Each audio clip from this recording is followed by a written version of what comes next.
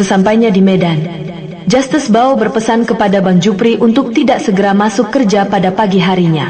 Malam itu Justus Bao masih belum dapat beristirahat dengan tenang, mengingat waktu ketibaan mereka dari Pekanbaru pada dini hari, sehingga keesokan paginya ia belum cukup waktu istirahat. Sedangkan beberapa hari yang lalu mereka masih harus mengejar customer dari Pekanbaru ke Jambi. Beberapa hari yang lalu yang disebut di atas Justus Bao baru tiba di Pekanbaru dari daerah Sumatera Barat. Setelah mereka menyelesaikan pekerjaan mereka mencari klien baru untuk mengembangkan sayap perusahaan di daerah Sumatera Barat. Sedangkan 2 hari sebelumnya mereka baru tiba di Sumatera Barat dari daerah pedalaman Kabupaten Mandailing Natal. Dan pekerjaan dapat diselesaikan dalam 1 hari kerja. Keesokan harinya tim Justus Bao melintasi batas hutan Sumatera Utara dan Sumatera Barat yang angker untuk menuju wilayah Kabupaten Pasaman Barat, Sumatera Barat, dalam upaya untuk mengembangkan sayap perusahaan di daerah tersebut. Selepas dari Pasaman Barat, Justus Bao dan tim bergerak ke wilayah Bengkulu melalui pesisir selatan Sumatera Barat hingga sampai di ibu kota Kabupaten Pantai Selatan Sumatera Barat, Painan, untuk menuju pabrik pengolahan sawit PT Incasi Raya. Ibu kota kabupaten itu adalah sebuah kota yang sangat sunyi. Hampir dapat dikatakan sebagai sebuah kota mati daripada sebuah kota sejati. Dikarenakan masyarakat Minangkabau yang gemar merantau, suka meninggalkan harta di kampung halamannya dari hasil penyagaan di perantauannya, serta seringkali meninggalkan tempat kediaman di kampung halamannya untuk dihuni atau dijaga oleh kerabatnya.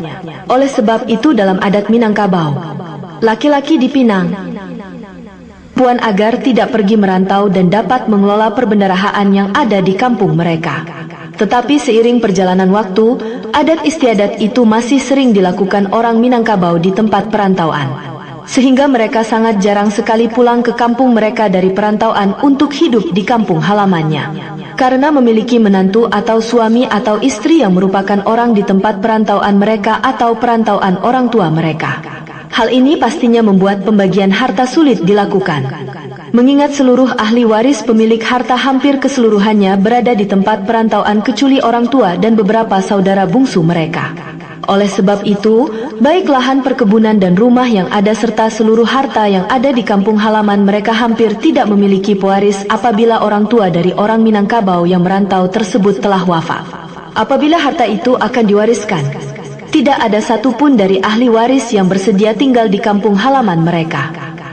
Bila hendak dijual, pengurus harta merasa memiliki hak yang cukup besar yang dapat menyebabkan perselisihan yang besar. Hal itu tak pelak membuat wilayah Sumatera Barat dilanda bencana yang besar akibat ricuhnya masalah pembagian harta tersebut dan banyaknya bangunan kota yang seperti kota mati di daerah pesisir selatan provinsi itu yang berpantai 4 kali lebih indah dari Bali. Setelah bertemu dengan penanggung jawab lapangan PT Incasi Raya di pabrik mereka yang terdapat di Bengkulu, Justus Bao memutuskan untuk menginap 1 malam di daerah Bengkulu dengan menyewa 1 rumah warga yang merupakan tempat kediaman kepala kepolisian sektor daerah itu. Karena bertepatan hari itu adalah hari Sabtu pada hari Minggunya, Justus Bao dan Bang Jupri masih sempat mencari cewek-cewek Minang dan Mejeng di mall yang ada di daerah Sumatera Barat itu. Pada hari Seninnya Justus Bao menemui bagian kepala pembelian dari perusahaan itu dan menawarkan rantai konveyor baru yang didistribusikan oleh saudara Suong Luong yang termuda dari Cina melalui sebuah perusahaan terbuka Malaysia. Ia saudara termuda Suong Luong itu adalah seorang insinyur bidang industri yang tidak suka pelajaran TLP pada masa kuliahnya. Setelah semua urusan berjalan lancar dan PT Incasi Raya sudah tertarik dan akan membentuk kerjasama pembelian dengan perusahaan tempat Justus Bao bekerja, tim kerja Justus Bao segera berangkat ke daerah Pekanbaru, Riau, melalui jalur barat Jalinsum yang terkenal, dan melewati daerah Kabupaten Muara Tebo, karena daerah tersebut terkenal dengan tindakan kejahatannya. Maka Bang Jupri mempercepat laju mobil mereka sehingga dapat sampai ke Pekanbaru tepat waktu pada Senin sore. Setelah menginap 1 malam di daerah Pekanbaru, keesokan harinya, yaitu pada Selasa pagi, tim Justus Bao langsung menuju daerah Jambi untuk menemui kepala pabrik sebuah perusahaan pengelolaan kelapa sawit di daerah Jambi. Tetapi, kepala pabrik perusahaan pengelolaan kelapa sawit yang baru beroperasi itu tidak berada di tempat pada saat itu. Kesalahan ini memang fatal bagi Justus Bao, sehingga pihak perusahaan lamanya tidak begitu menahan saat Justus Bao pindah bekerja ke perusahaan lain. Hal itu karena informasi yang didapat Justus Bao dari kantor pusat perusahaan itu di Medan terlambat. Dan proyek itu sudah ditangani sebelumnya oleh tim yang berbeda di tempat Justus Bao bekerja, dan tidak membuahkan hasil. Tetapi pihak perusahaan mengetahui kinerja Justus Bao yang anti-mindset gagal pada masa mudanya. Saat beberapa perusahaan di Sumatera Barat siap untuk membentuk kerjasama, perusahaan kustomer di Pekanbaru Surya Dumai Group sudah lebih dahulu terikat perjanjian pembelian barang dengan Justus Bao. Oleh karenanya, sepak terjang JB di Jambi mendapat restu. Ari Asyong, pemilik tempat kerja Justus Bao.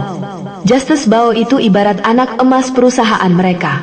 Bos itulah sebutan Justus Bao. Posok, bukan sok bos. Sebenarnya Justus Bao dapat menghubungi kepala pabrik itu sebelum mereka berangkat ke Jambi mengingat proposal penawaran telah diserahkan oleh Justus Bao dan hanya memfollow up kembali perkembangan surat penawaran tersebut. Dan mereka masih ada pekerjaan rutin di daerah Pekanbaru, Riau. Bagaimanapun Justus Bao tetaplah manusia yang memiliki sifat lupa, silap dan sedikit kurang sabar, dan tidak ingin banyak berkeluh kesah, sehingga ia memutuskan untuk langsung ke Jambi dan meninggalkan pekerjaan yang ada di Pekanbaru. Karena terdapat dua perusahaan yang akan mereka temui lagi di antara Pekanbaru dan Jambi. Baru setelah semua urusan selesai dapat melakukan pekerjaan rutin di Pekanbaru kemudian dapat kembali ke kota mereka. Tapi, Selasa pagi itu Justus Bao langsung mengarahkan Bang Jupri agar langsung menuju Jambi lebih dahulu dan baru berencana menyelesaikan pekerjaan di Pekanbaru keesokan harinya. Mengetahui key person perusahaan tersebut tidak berada di tempatnya, mereka berdua kembali ke Pekanbaru hari itu juga, yaitu Selasa siang, dan sampai pada sore hari di Pekanbaru dan langsung menuju lokasi kerja di Pekanbaru hari itu juga. Pada Rabu siang keesokan harinya, Justus Bao segera menuju Mall SK untuk melakukan pengecekan rutin water treatment dari pemakaian bahan kimia perusahaan mereka pada instalasi pendingin gedung yang ada di mall itu, sehingga aman bagi lingkungan dan kenyamanan gedung itu sendiri. Tetapi, manusia berencana, Tuhan berencana, dan rencana Tuhanlah yang berlaku. Saat di Pekanbaru siang menjelang sore itu, Justus Bao belum sempat mencari penginapan untuk tempat beristirahat. Tiba-tiba telepon selulernya dihubungi seseorang. Tepatnya di sekitar Jalan Naka Pekanbaru, Riau. Justus Bao dihubungi via telepon selulernya oleh wanita yang mengaku bernama Des. Wanita itu adalah bagian HRD dari perusahaan cabang tempat Justus Bao mengirimkan surat lamaran kerja untuk pindah bekerja karena sulitnya menyesuaikan diri dengan jadwal perkuliahan yang sedang ditempuhnya. Kurangnya waktu berada di Medan, dan gaji yang kurang memuaskan dengan keadaan kehidupan. Sore itu Justus Bao dan Bang Jupri segera berangkat dari Pekanbaru Riau untuk menuju Medan. Kan harinya baru bertemu dengan calon produk manajer perusahaan farmasi tempat Justus Bao melamar, untuk mengikuti tes wawancara dan tes tertulis untuk dapat bergabung dengan perusahaan mereka. Singkat kisah, sebagaimana yang dapat disingkat, setelah melalui proses tes yang panjang dan rumit, mengingat keberadaan Justus Bao yang masih berstatus karyawan di perusahaan penyedia bahan kimia water treat, akhirnya pada hari ke-15 bulan ke-8 pada tahun itu, Justus Bao pindah bekerja dari perusahaan lamanya ke perusahaan farmasi terbesar se-Asia Tenggara, dan menjadi karyawan dengan penjualan produk baru terbaik pada perusahaan tersebut selama masa 4 bulan terakhir itu, mengungguli semua karyawan lainnya selama masa kerja dalam 1 tahun. Atau jika dibuat perbandingan, maka pekerjaan Justus Bao setara dengan pekerjaan 4 orang yang sudah dewasa, yang sudah mahir dan berpengalaman mengenai pekerjaannya. Benny the Tucker. Benny the Tucker adalah karakter fiksi rekaan dalam kisah Justus Bao. Untuk menghubungkan semua kisah ini kepada hari-hari yang dijalani Justus Bao selama ia berada di Indonesia, dalam kehidupan setelah mati. Walau banyak yang tidak menyukai kebenarannya, tetapi kebenaran itu miliknya, milik Allah seutuhnya. Justus Bao hanyalah Rasul Allah yang pertama ditanya setelah kiamat, yang pertama melewati sirat dan orang pertama yang masuk surga Allah. Tetapi Allah berikan araf dahulu kepadanya yang kemudiannya bertugas sebagai mizan diakarat. Baru semua pacar, istri dan pasangan Justus Bao menjadi bidadari. Benny ditukar sebagaimana versi aslinya yang dikenal oleh Justus Bao. Adalah seorang laki-laki yang bekerja di perusahaan distributor dari perusahaan farmasi tempat Justus Bao bekerja pada saat itu. Bernama Benny Alkaf. Apakah ada hubungannya ia dengan para pemuda kahfi di akhirat? Allah yang tahu. Pastinya, pada saat Justus Bao bekerja di perusahaan itu, Benny Alkaf adalah seorang area manajer perusahaan distributor itu, yang dengan kedatangannya melemahkan urusan Justus Bao dalam bekerja. Benny Alkaf ini diyakini oleh Justus Bao sebagai Bunyamin, saudaranya Yusuf yang dituduh mencuri. Terdapat sebagai kisah yang paling indah di dalam Al-Quran Allah sebut. Ia adalah seorang yang memiliki jiwa yang santai dan kurang memiliki kemampuan merealisasikan ilmunya. Walaupun memiliki banyak ilmu dalam kehidupan nyata, sebenarnya hal itu masih senada dengan Justus Bao.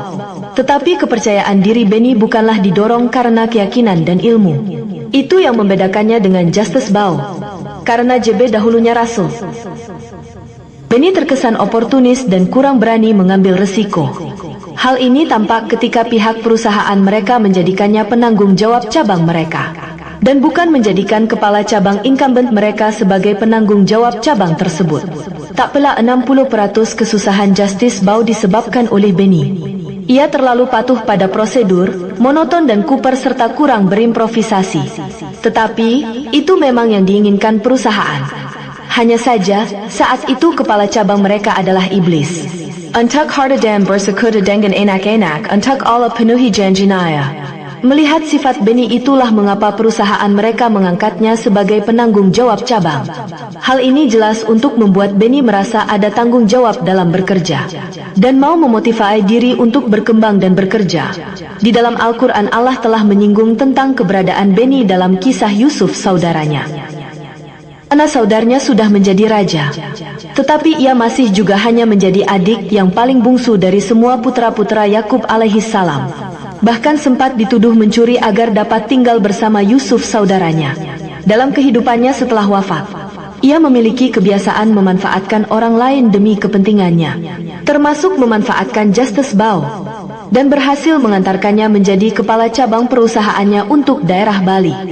Ia adalah orang yang cenderung bersifat nepotisme dibandingkan percaya dan yakin kepada ilmu yang telah dimilikinya, atau kepada dirinya sendiri. Jika segalanya dapat diraih dengan mudah, mengapa harus repot-repot? Demikianlah kurang lebih jalan pikiran dalam hidup Benny. Semua bisa dimanfaatkan, itu adalah hidup Benny, termasuk Yusuf. Seperti saat ini memanfaatkan Lina Hamid dalam kisah ini dan kurang yakin kepada abahnya dalam merekrut Lina Hamid untuk pindah dan menangani channel mereka. Justus Bao goes to Metal Dot. Dari sifat apatisnya dan kurang yakinnya ia kepada ilmu dan dirinya, Benny adalah seorang sahabat yang baik. Ia walau tetap perhitungan mengenai keuangan bukan orang yang dapat dikatakan pelit. Walau kurang dapat juga dikatakan sebagai orang yang mudah menolong dengan masalah keuangan. Secara keseluruhan Benny Alkaf memang belum sebaik Musa atau Isa yang merupakan Rasul Allah. Bahkan ia belum sebaik saudaranya Yusuf yang merupakan penjaga kendaraan Justus Bao. Apabila ia diminta Benny untuk menolongnya menemani Benny keluar kota, kehidupannya yang suka memanfaatkan orang lain dengan sesuka hatinya dan gratis memang termasuk kekurangan Benny yang menyulitkan siapapun. Padahal Benny tahu bahwa Justus Bao masih memiliki tanggung jawab untuk wilayah Nagroe Aceh Darussalam. Tetapi itu wajar. Siapapun ingin yang lebih baik. Rengekan Benny yang seperti anak kecil minta permen membuat Justus Bao. JB terhitung hanya sekali atau dua kali menolak permintaan tolong Benny. Alih-alih Benny akan berbagi hasil dengan Justus Bao, bahkan saudaranya Ucup pun ia tinggalkan begitu saja demi masa depan yang ia kira jauh lebih menyenangkan. Yang mana Justus Bao yakin dengan keyakinan 100% Benny akan kembali seperti itu juga. Yang merengek minta bantuan. Jika percaya diri, berlebih tetapi takut dengan ilmu dan keyakinan sendiri. Yang merepotkan adalah Benny lebih meyakini orang lain dalam mengurusi pekerjaannya sendiri. Ya, Benny itu adalah Benny Alkaf yang sudah menjadi manajer di perusahaan distributor dari perusahaan farmasi terbesar di Asia Tenggara. meninggalkan saudaranya Yusuf yang masih harus berkubang dalam kerja berat. Yang selalu merenjak dan minta tolong kepada siapa pun kama, meninggalkan Justus Bao begitu saja demi Nabi Muhammad. Padahal Nabi Muhammad hanyalah salah seorang rasul. Dan Justus Bao rasul yang pertama. Beni itulah yang diambil sebagai Beni the Tuker dalam kisah Justus Bao in Indonesia ini. Ya, bagaimanapun dari semua hal tersebut, Beni sudah berusaha di dalam hidupnya dan bekerja keras dalam sikap oportunis, apatis, nepotisme dan selalu membutuhkan orang lain untuk menolongnya dalam melakukan pekerjaannya. Tetapi ia selalu berusaha di jalan yang benar. Cerita tambahan 1. Lina Hamid sebagaimana karakter aslinya adalah seorang mahasiswa jurusan kehutan pada Universitas Sumatera Utara. Merupakan cinta pertama Justus Bao setelah cinta pertamanya kandas dengan Wirda Mansur, seorang puteri pengusaha sukses UST Yusuf Mansur. Di kehidupannya setelah wafat, saat ia belum dipanggil Allah pada hari kiamat untuk menempati Araf. Lina Hamid sampai ini selesai dibuat masih berstatus mahasiswi di tempat tersebut. Sebagaimana kisahnya, ia energik, smart, dan tegas dalam berbuat dan mengambil keputusan. Walau cinta Justus Bao dengannya kandas seperti dengan Wirda Mansur setelah hubungan pernikahan yang batal berlangsung. Tetapi, seperti halnya Wirda, ia masih merupakan wanita yang sangat dicintai oleh Justus Bao.